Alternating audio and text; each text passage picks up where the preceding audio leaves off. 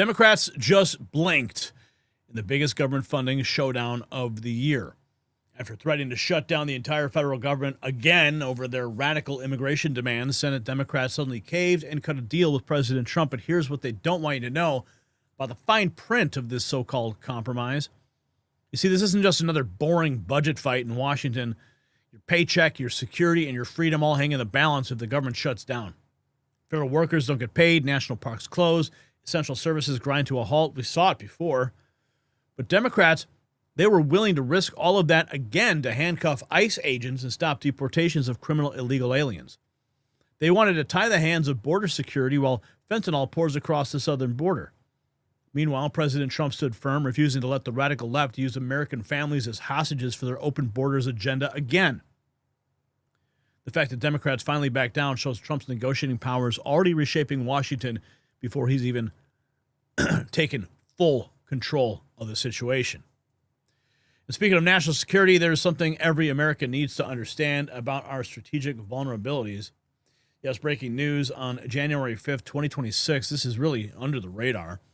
The U.S. Department of Energy announced $2.7 billion in contracts to restore domestic uranium enrichment capabilities. Now, this is not just government spending. It is a declaration of intent. You see, America needs uranium, and I'm talking about domestic uranium. It needs it right now. The United States consumes 50 million pounds of uranium annually, but we're dangerously dependent on foreign sources, including Russia. While politicians fight over budget deals, smart investors are positioning themselves in the uranium sector. Atomic Minerals is pioneering American uranium production with cutting-edge extraction technology. As global tensions rise and energy independence becomes critical to national security, uranium demand is exploding. The same strategic thinking that's driving government contracts should inform your investment strategy. When America's energy security depends on domestic uranium production, companies like Atomic Minerals, they're not just mining opportunities, they're mining the future. That's the kind of strategic thinking America needs more. Get the exclusive briefing written just for you. It is linked in the description. Now back to the budget showdown. Here's the twist the mainstream media won't tell you. It wasn't really about government funding at all. Democrats were using this as a last-ditch effort to sabotage Trump's deportation plans as he is just barreling through with his agenda. They want to strip funding from ICE, mandate body cameras, and intimidate agents and create bureaucratic roadblocks for immigration enforcement. When Trump called their bluff, he said he'd rather have a showdown than cave to their demands. It's only Democrats discovered they could negotiate after all. Senate GOP just sealed a deal with the Trump White House to ram through legislation making sanctuary cities a federal crime. Mayors and governors shielding illegals, they could face arrest and jail time. Common sense legislation. Here's Lindsey Graham on Fox News. What this is about. No more Laken rallies. President Trump and I are never going to let that happen again. I don't mind trying to make ICE better. I don't mind having some reasonable reforms and learning from the mistakes. But here's what I'm telling my Democratic friends. That's a Band-Aid. The cancer is the sanctuary city policy adopted by 12 states that creates chaos for the rest of the 38. Yeah. So here's some news. I just concluded a deal with the White House to come up with a sanctuary city bill that would end sanctuary city policy forever. How? I will make it a federal crime for a state or local official to defy federal law on immigration. So going forward, if my bill passed, these mayors and these governors who defy federal law that have been on the books for 30 years could go to jail.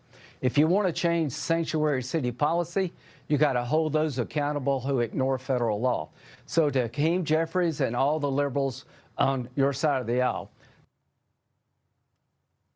Well, that would be welcome legislation. Will it get that far, though? The claim about sanctuary city legislation sets up the political backdrop of the real story unfolding. The funding fight is about to explode. There's a Calshi here. 69% chance of government shutdown on Saturday. Well, thankfully that has been averted. The betting market's sensing chaos because the actual Senate vote is happening. It's not going well, apparently. The Senate blocked earlier the House-approved six-bill spending package after it included extended DHS funding through September 30th with no meaningful reforms. The bill failed to reach 60 votes needed. A bipartisan group, including Democrats and 7 Republicans, voted no. The failed vote report creates the crisis that's forcing politicians to pick sides. The government barreling towards a shutdown because Schumer's refusing to rubber stamp funding for ICE and Department of Homeland Security without accountability. He called them the secret police. Wow. End the violence. First, end the roving patrols. Second, enforce accountability.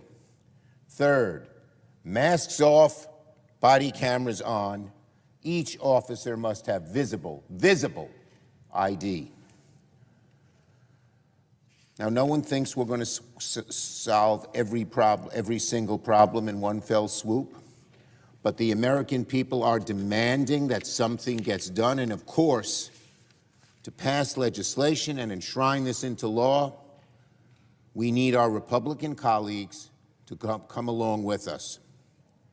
So again, first, we need to end ICE's indiscriminate patrols. We need to tighten the rules governing the use of warrants. ICE needs to stop the mass chaotic patrols. They need to work with state law enforcement, local law enforcement, not against them. That means no more ICE agents barging into people's homes without a judicial warrant. When does that ever happen in America? It's a flagrant violation of the Fourth Amendment. It's a flagrant violation. It also... Yeah. Schumer's stance that mentions exactly why Warren and other Democrats are digging in their heels. Oh, yeah, here comes Pocahontas. I'm angry. I'm angry because I'm on my way over to vote no on the Republicans' bill to keep funding ICE. Let me tell you just how bad this bill really is. This budget rewards ICE with $10 billion more dollars. That is on top of the $75 billion that Republicans gave ICE over the summer. And this budget does nothing to rein in ICE. Nothing. Even after masked federal agents shot and killed another American citizen. It does nothing for Alex Preddy. It does nothing for Renee Good.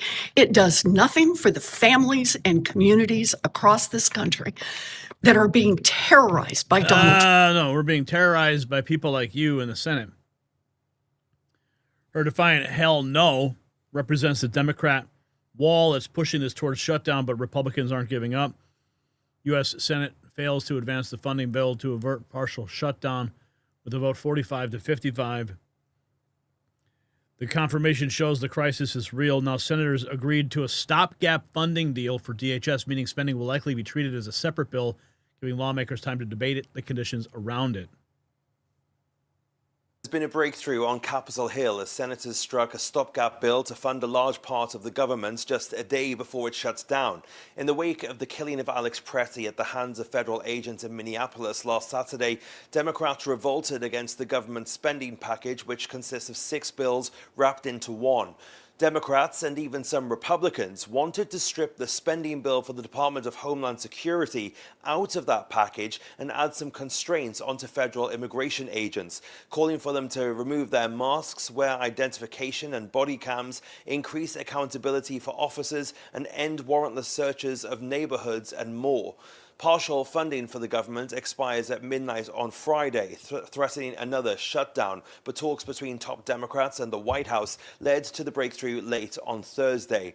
Well, the Senate will now advance the other 5 bills and agree a 2-week stopgap funding bill for DHS until February 13th.